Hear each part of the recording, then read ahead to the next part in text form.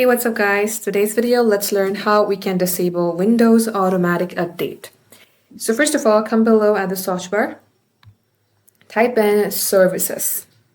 You will see it under Systems. Go ahead and launch your services. You will see a page like this. Click on anywhere, then type in W. You're going to have to locate Windows Update. So scroll below and locate Windows Update. Once you have located it, double click onto it.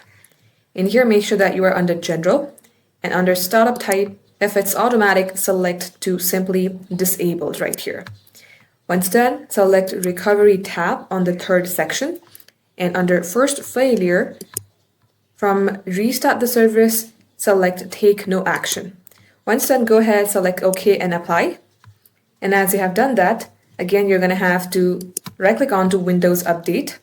And likewise, you can go ahead, select Stop, or simply double-click onto it here again. As you can see, the service status is running. So go ahead and select Stop, Apply, and then OK. Now restart your device, and now you have just disabled updates for Windows in your Windows 10. And thank you for watching.